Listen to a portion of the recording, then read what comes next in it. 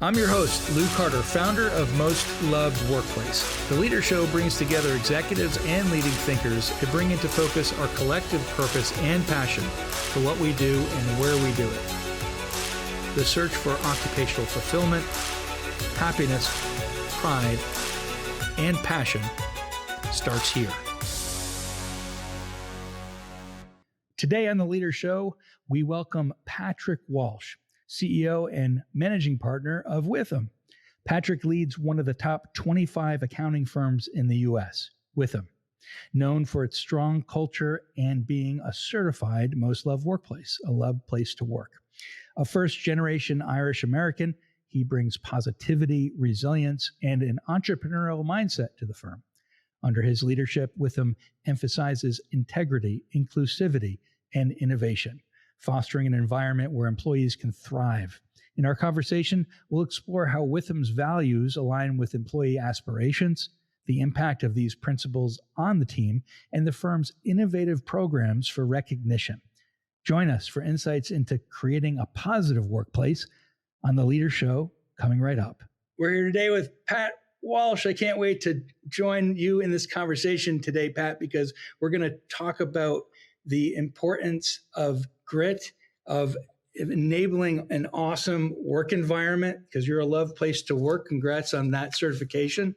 And how you got to this $600 million this year with a workforce who loves what they're doing inside of, typically a professional service firm where that's hard to do, right? It's not easy. So this is today learning about how a CEO with great grit and entrepreneurialism and innovation with a care for people and a deep desire to develop a culture that truly supports the career aspirations and motivation of each individual is going to create a great success factor. Pat, great having you on the Newsweek Leader Show and joining us to teach people today exactly how you do it. Thanks, Lou. Thanks for having us, and we are honored to be recognized as a most loved place to work. It's we are very intentional about putting our people first, and to be recognized for that. We don't do it for recognition, but it's always very nice to be recognized for the efforts our great firm makes on an everyday basis. And that's one of the things that's great about you is that, your employees voted you in for this, right? You took the index, and you're right, not looking for it, it happened for you, right? Because you went through the process and it worked. And we're going to learn about so many things, right? Today, what a people first culture looks like, right? For you with them. I want to hear more about that. And then the kind of recognition programs, but also what you're doing with CPA pathways, shadow stock, all these awesome things that you have that perhaps others don't do, right? In the accounting profession and advisory firm. And so let's dive into the people first culture. Then let's learn about you, Pat, because I want to get into who Pat Walsh is as well. So tell me about the kind of Withum culture and what you have created there and what you're seeing for it right now. Tell me more about that. Oh, sure. Thanks, Lou. When we say what we've created, it goes really back to our founders. It goes back to Fred Withum, Len Smith, and Ivan Brown. And they created a culture back then and back in 1974, corporate culture wasn't a word. And Ivan was talking to us at our annual event, State of the Firm, and just talking about what they were trying to do. They were trying to be better every day. And they realized that to be better every day and to serve our clients better every day, that it took a culture where we put our people first. And by putting our people first, we try and do some things that are different than other firms. And we identify those things, I think, in a couple different ways. We identify them first and foremost by listening. We have to listen and understand what our team member needs on a daily basis and percolate that up through our leadership group. Then we have to communicate what we think really is needed. So we listen, we communicate, and I think we execute very well. I think we execute on the things that we hear our team members need. We execute on the things that we think will bring our team members together in a collaborative manner in a world where we've got a pretty rigid no-jerk policy. Ivan is very proud of that, and I'm very proud of it as well. I think it's a place where people enjoy each other's company and really do work collaboratively with one another. And we're all trying to be a little bit better, tomorrow than we were yesterday. One of the things I also noticed about Withum, and this is good for the audience to learn this, because we all want to know how to be a living organization, right? MasterCard CEO main thing he had in his mind is about 20 years ago uh, was, how do I become a living organization? Right?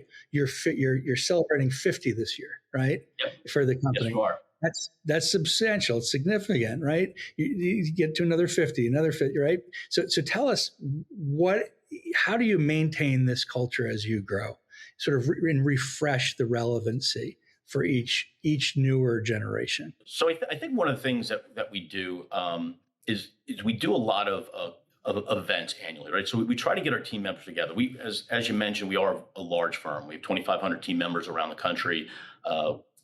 About 300 team members based in an office in India as well. So I think what we really focus on is trying to be a big firm that acts small. And the way you act small is to make sure that everybody has a sense of belonging. And some of the things we do is, as we listen, we have a lot of great culture events. I mentioned our annual State of the Firm. A firm of our size, I think we're one of the last, if not the last firm that flies all of our team members from all around the country into New Jersey to get together in January to celebrate the prior year, to talk about what we've done well, to celebrate things we call strength awards, where we acknowledge people for great client service, great community, giving back to their communities, leadership, living the Withum Way. The Withum Way is 10 principles around the way we want our team members to act, focusing on clients, focusing on our community, focusing on integrity. So when we get people together and we celebrate all the little things, I think that allows us to get to know one another a lot better, and to realize that we're in this together, and we're a lot better together than we are individually. The Withum Week of Caring. So how does that work? The full week, there's volunteerism? What? Tell us more about that, because it sounds like an interesting. Yeah. Sure. That's one of the the Withum Week of Caring is a way we give back to our communities. We talk about our core values. You've already heard me talk about our people. We're a people first firm. We invest in our people so our people can deliver world-class client service. And the last piece of our core values is our communities. We are very intentional about giving back to the communities in which we live, in which our clients live and operate, because everybody deserves to live in a strong, vibrant community. And the Withum Week of Caring is a core piece of that. It's the 3 days before the Thanksgiving break, the Monday, Tuesday, Wednesday. We give all of our team members the option to choose a charity in which they want to donate their time, up to a full day of time. They're coordinated by the offices. So there's a various selection of organizations each office can work with. And we have great participation, and it gets the team members together either in a soup kitchen or in cleaning up their environment or working with Habitat for Humanity or working with Boys and Girls Clubs from around the country. So those are some of the really exciting things our team members do to give back to the community, and sometimes give back to some more at-risk communities that are in areas in which our team members live and operate. So it's part of our core values. We think about our communities on a regular basis. So volunteer really is a central component of of being a most loved workplace for you. That's one of our actual tenets, is volunteerism as well. And that really can make a company unite, because you have this sense of purpose around giving back. Right. And you and I talked about before the show what giving back is really all about. And it actually is an inherently selfish thing, right? Because a certain type of people, we both were discussing this, like you and I, we get a lot out of giving, and there's a reason for it. It's not just it is kindness of our heart, and it is because we want to create a community like that, and for our families and people around that, because we see how wonderful it could be for everyone. It also helps to sustain growth inside of companies, and a lot of companies, a lot of leaders don't fully get that. And it sounds like you've tapped into that, and why it's so important, financially, growth wise, developmentally. Tell me how that has worked out for you, and how that manifested in your own life, right? Where you said the light bulb went off, right? And you saw it working. And how did you make it work for you and your company? Sure. So a bit to unpack there, Lou. But whether between the giving back to communities and the growth, I agree with you. It is all interconnected, right? We do not lose sight of the fact that we are a business, right? So we do need to be profitable, provide for our team members and our communities. But it's a virtuous cycle, in my opinion. The giving back to the communities aspect is something that gets us recognized in the communities. It provides the infrastructure for people to be more successful. And for me personally, you mentioned it's kind of, some people, the act of giving back, people can refer to as being very charitable, very generous. And I quite often get embarrassed by it because I feel it's a selfish act for me, and that I get more out of it than I give when I feel when I'm giving time or giving energies to a charitable organization. I think that's the way a lot of our team members feel, and a lot of our partners feel, and it does drive the growth of our great firm. My predecessor, Bill Hageman, had a great line that we are a collection of growth junkies and a platform for entrepreneurs, and we grow for not for growth's sake, but we grow for the sake of the opportunity of the team members that we are trying to fulfill their career goals and aspirations. That is really that's what gets me out of bed every morning. I mean, it's the ability to see our team members interact, see our team members get together regularly, see our team members get promoted. We're a June 30 year end, so in the next few months we'll be going through raise and bonus promotion time. So that seeing them promoted to various levels of the organization is what's instilled in us as part of the growth driver of our firm's success. And we've grown actually every single year for the 50 years we've been in business, which is something I'm incredibly proud of. I know our entire leadership team is incredibly proud of. And that doesn't come by accident. That's an intentional effort by all of our team members, by our leadership. And I think it's just a fallout of our commitment to our team members and all of our team members' commitment to the communities in which we live and operate. So, as I said earlier, it is a virtuous cycle, and we think it's not only the right thing to do, but it's a good business thing to do. It is. I like how you said that about how employees can succeed in their job. There's a succession path for it, and how you're happy to do that. I would be too, by the way, because there are reasons, right, for succeeding.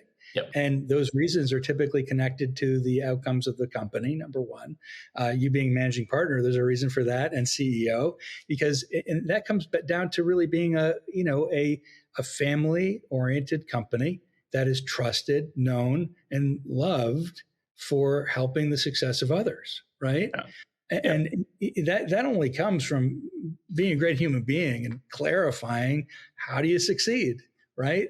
And so it sounds like, so if I were a Withum employee, or a candidate, I really want to join you guys, and I might be an entrepreneurial spirit, or maybe or not.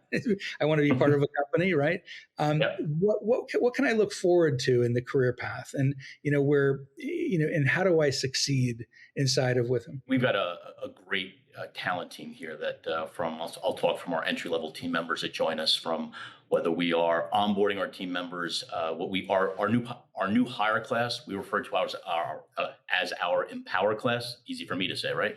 Our Empower class this year, we brought our Empower class together for their kind of introductory training. We did that in Walt Disney World in Orlando, Florida this year. It was really exciting. Got a chance to meet a lot of the team members there. And from there on in, it's everybody's connected to an office or to an industry vertical, to a service line, audit, tax, advisory, and what they can expect as part of their career is professional coaching. We have a whole team of professional coaches outside of the professional coaching they'll get on the job from the accountants and advisors that the consultants that the team members work with. We have full-time professional coaches that aren't accountants. We think that's really important for people to learn the soft skills around the technical skills that we balance. And as they advance through their career, they'll be given all the opportunities to continue to challenge themselves, to make themselves, to be comfortable being uncomfortable, is a phrase probably the people in this firm have gotten tired of me saying. I think that's really important, that you continue to challenge yourself. And if you get into a routine where you're comfortable, you're not getting better. And so we'll provide all the support around you to do that through our L&D team, to development, through our coaching team, through our TMRGs, for example. We have a team member, some places call them employee resource group. We have team member resource groups that allow team members to interact with those of like backgrounds in order to support each other and be successful. And we're open to various different ideas. I mean, we do, as I said earlier, we listen to our team members to how do we continue to provide them the unique opportunities that particular individual needs for them to be successful. Whether it's working with their coach, whether it's working with the partner in charge of their office, or whether it's working with others at their peer level to to continue to challenge themselves and be successful. And guide them really right inside of your culture so Yep. that when people go out of guardrails, right, or if they sort of fall back or around, it can be helped. Yeah. To come back on track. So important. We talked about grit before, which is a great segue, especially into what you had said about, be confident in being uncomfortable, right? And so is confident being uncomfortable. I think it's so important because it's applied to sports, it's applied to performance teams, and if we get too comfortable in our routines, we can't build up that muscle, right? We're kind of atrophying, right? So that growth mindset, being now 600 million, you're continuing growth throughout your 50 years. It's got to happen with employees, right? You got to challenge them, and we did spend a little time talking about grit, and and you just mentioned mindset there as well, and Carol Dweck and Angela Duckworth are two kind of thought leaders in that, and I'm a bit of a book nerd, so we have a place on our website called Pat's Pubs, my Irish heritage play on the words there about publications that I read, and anybody can pick up a book and read it and charge it through as an expense report, anything that I'm reading. And one of the books I was a big fan of was Grit, written by Angela Duckworth. And we had Angela at our State of the Firm to talk about those skills, those kind of get yourself up, dust yourself off, and don't give up. The great example in that book is when she did an analysis of I think West Point Academy in terms of who was most successful there. And it wasn't the most athletic, it wasn't the smartest. It's people who had this intangible of grit, of really trying to fight through it. And, that comes from people of all shapes and sizes and all backgrounds. And our job as leaders to this firm is to identify those folks and give those folks the opportunity to be successful and to challenge them on a daily basis and not let people get complacent or comfortable, and make sure that they are reaching their full potential. At the end of the day, that's what everybody wants. You want to reach your personal full potential, and it's a one size fits one. And I think between the time we spend with them coaching, the time we spend with them in the office, the time we spend with them on a softball field for our softball events that we have on a regional basis, those are ways we continue to get better every day and get to know each other a little bit better every day. We found that too, Pat, is that when you look at Glassdoor reviews, Indeed reviews, our reviews, the companies like yours that stay in communication, coach, develop, care for, have more contact with, have better frontline reviews, period. Because you're having this human connection with people. You're talking to them constantly, asking them questions, getting feedback, giving feedback, rather than this quarterly performance review where they're just punched in the face. You do, if you will, like it's sort of less, it's like more nudging, right? and guiding gently versus, hey, I'm going to take you out now, end of year, and with a laundry list of items. Yeah, well, Lou, I hope no one here's getting punched in the face during their performance reviews, but I understand what you're saying there. It's the no surprise factor, right? We think it's really important that when people are getting feedback, that none of it comes as a surprise. It's a constant circle of feedback, and sometimes that's easy, sometimes that's not. But it's really important to build the trust. You had mentioned the word trust a little while ago when we were talking, and it's all based on trust, especially in the public accounting world, because in order to advance to that next level, to be able to come from a staff two to a senior, we're telling everybody, well, you've got to train that staff one to be a staff two. You've got to train people and develop people to take your job. And that's a scary thing to say, right? I mean, I spent 10 years in industry, and I don't think it was very common if you wanted to train someone to take your job because you didn't know there was another job after that. But I think an organization that builds trust with its team members, and you really focus on the ability for you to train someone to take your job with the confidence and the belief that the organization is going to support you and give you something more challenging to do, so you can continue to get better. You continue to, fulfill your career goals and aspirations. That takes a lot of trust, and trust is developed over a long period of time, and it's lost really quick. So we have to be very, very careful as an organization, as leaders, as team members, that we invest a lot of time in that trust, and we we walk the talk, right? We have to stand behind what we say and live behind it. And we've done a lot of things to support that we put our people first. We've got a bunch of, I think, very unique programs and benefits that other firms in our profession don't have. And Pat, you were talking about how different it is in your industry than perhaps other professional services firm about that trust, because investment banking, finance, or accounting, in your case, you can lose it in an instance. You give a bill that's higher, you do too many hours during that month, and you didn't tell them all the things that go around, the rules really. So right, so if it happens on the inside, it could happen on the outside. And that's where the trouble comes in, and attrition, both inside the company with employees as well as customers, come into place. And to have those structures and systems you're describing is super smart for a company that's living, like you're saying right now. Yeah, it's a great point, Lou. In terms of the trust has got to be internal, and that trust internal's got we want to be the most trusted advisor to our clients, right? We want when something goes sideways for them, we want the first phone call to be to us, and whether it doesn't have to be a tax or financial statement or consulting question. It's just a business question. We want to be that trusted advisor, to be the one you relied on, and that takes time. And to your point about surprise bills or surprise overruns, surprises are bad. We don't want surprises to our team members. We don't want surprises to our clients. And when they do inevitably happen, no one's perfect. When they do inevitably happen, that trust you built up over time, over doing the right thing and saying the right thing, paves a long way to get through those challenging times when someone makes a mistake, or when something unexpected happens, or the necessary communication didn't happen in a timely manner. All those things happen. No person or organization is perfect, but if you built that trust, if you've done the right thing on a daily basis, over a long period of time, you can get through the challenging times. It's funny, like doing the right thing is the right thing, number one, right? Because in any company, for ethical and integrity. And the hard part is doing the right thing sometimes isn't enough, right? Because people don't always assume positive intent. Yeah. Right.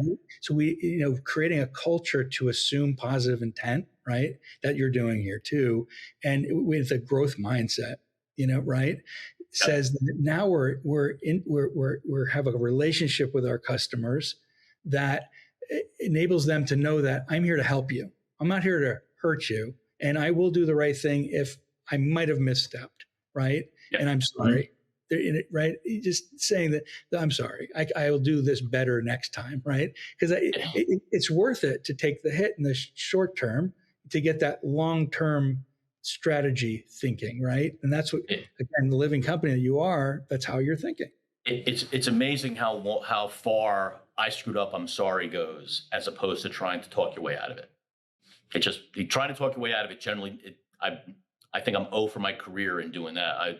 I screwed up, I'm sorry. Whether you did or you didn't, I'm screwed up, I'm sorry. You move forward, and you move forward together, and you build off that situation, that learning opportunity. Dale Carnegie got it right back in the 20s, 30s. To fight against someone's perception of intent, is completely futile. Yeah. It's not going to win. What you can work with is what's here. What's now, right? We can work with anything now. To say that you have the power to redo the past means you're potentially insane. You have a time machine? You want to redo how I see the past? Yep. No, I don't think so. Yeah. Right? Yep. So you're right. As you know, I'm an Irish Catholic, and the last guy that could do that was, we're going to celebrate this upcoming weekend. So that didn't happen. That's right, Sunday. Yeah. And there were consequences that obviously, unintended or not, we have to have that in mind about that you're right. Sundays, what's it all about? Assuming positive intent, loving others no matter what. That's not easy to do. That is not an easy human trait. And forgiving, wow, whoa, that's a huge one. We're going to do it Sunday, right? And there's incredible personal work that goes into being a CEO, to being a leader, being any level of the company that you're coaching. It's constant inner work, constant. Yeah. Mm-hmm. Yeah, nonstop. Not nonstop. Okay, good. This is awesome. Pat's Pubs. I want to know what's in your pubs list, Pat. We're gonna have to talk about that because I'm sure it sounds like we have a lot of pubs in common. Okay. Look at this. There's a book right in there. I want to make sure you see this one. So that's my book. I'm going to send it to you. So Okay. I got 11 out there. We got one all about how to create a loved workplace. It's all about. I'm a big fan of organizational psychologists. I mean, if you look at my Pat's Pubs, you're going to see a lot of one of your colleagues, Adam Grant's books. I'm a Sure. Adam Grant and a fan, and it's kind of the nerdy. You won't get a lot of Stephen King on my list, but you'll get a lot of nerdy books that some people enjoy. Stephen King, he's a trip for a long time.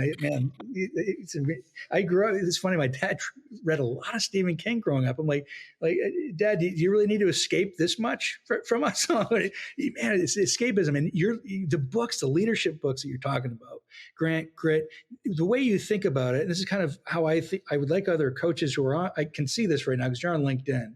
So if you think about how Pat is thinking, like I'm gonna comment, is that you're thinking of how successful you've been, number one, and how you've done it is by understanding and learning so much around you, and you're being an Irish American and using that grit that you have since beginning here in the United States, and we connected on that before about my family being in the 20s that originally is how you view this thought leadership, right? You're like, oh, that grit is me. I can do that. I can resonate with that, and so that thought leaders out there, think about how you're positioning your work, right? It's like, how do you position it so Pat will want to connect with it, right? So I wonder if you mentioned grit. How do you see yourself at being Irish American and being a CEO now? Like, do you see grit as that sort of supporting force around you? Do you see others that are important to you, like Adam Grant, other type of philosophies that are important to you? Yeah, there's a whole lot of there's a lot of others around me that are responsible for me or very influential in me getting here. Adam Grant is just a book I read, but certainly there's countless people throughout my career that have allowed me to get here. My predecessor being certainly high in that list, and the current leaders on our board that I'm very close with. All those folks in terms of how to get here, but certainly no more influential than my mom and my dad, who left Ireland as teenagers. Flew here, knew nobody, kind of and figured it out. Right? I think my father, who left Ireland at 14 years old. I mean, I look at my son when he was 14 years old. I'm like, no, I'm not sure I was going to let him cross the street on a bicycle, no matter getting a plane and come to the United States. So, so you start on your own at 14 years old and you figure it out. And that's the definition of grit, in my opinion. That's who was unwilling to fail. And kind of that's my very simplistic, kind of definition of what grit is. You're unwilling to fail, and you will do what it takes to make sure you're successful and those that you care the most about are successful. And in a nutshell, that's kind of my philosophy on life. Get out of bed and there's as you said earlier, someone's going to punch you in the face. Mike Tyson's famous line is, "Everybody's got a plan until you get punched in the face," right? And when you get punched in the face, it's not about that. It's about that time immediately after that. How do you react? How do you continue to move forward and remain an optimist and believe you're going to be successul?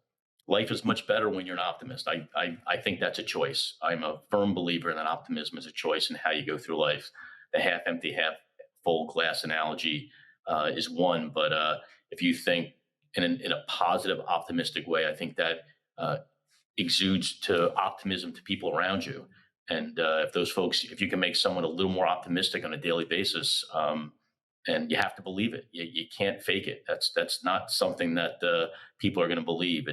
It's something that's got to be in your DNA to believe that we're going to be better tomorrow.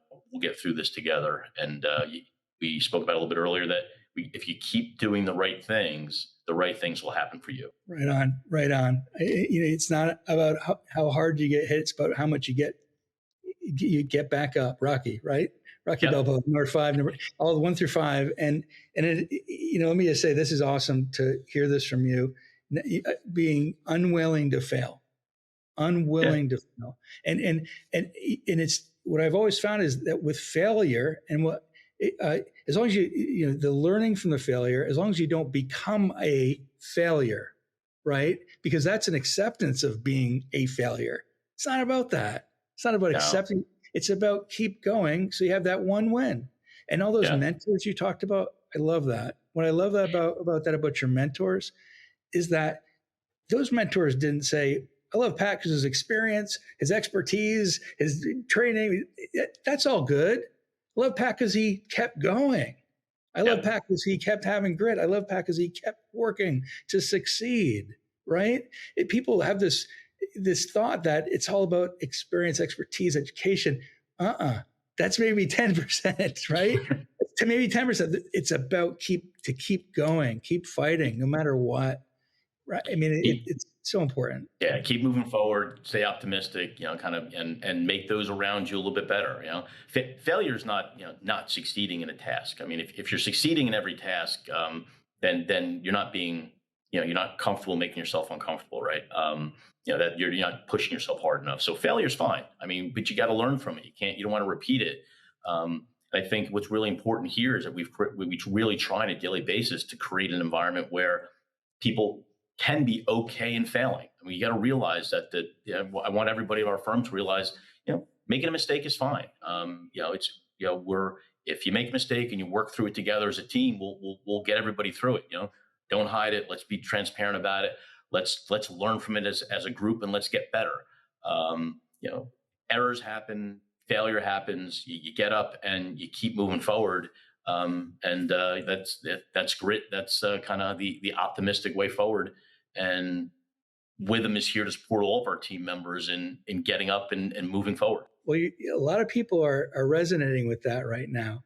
Unwilling to fail. Love that. I love this one. Life is definitely much better when you're an optimist. You learn from your mistakes. Yeah. It's mastering the art of failing fast. So a lot of resonance with this. Yeah, failing fast is really important, right? We talk about that all the time. It's okay to fail fast, to move forward, and we'll work through it together. Absolutely. Pat Walsh here with us today. It's been such a great time knowing you in this context, interacting with you, learning from you and with you. Wow, right?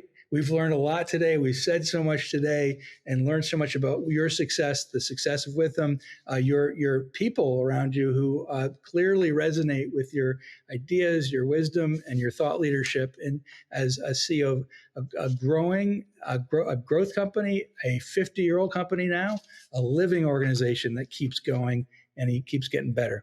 Pat Walsh, thanks for being with us here today. Thanks for being with me today. Lou, thanks so much for having me, and really enjoyed our time together, and look forward to talking again in the future. You too, Pat. Thanks.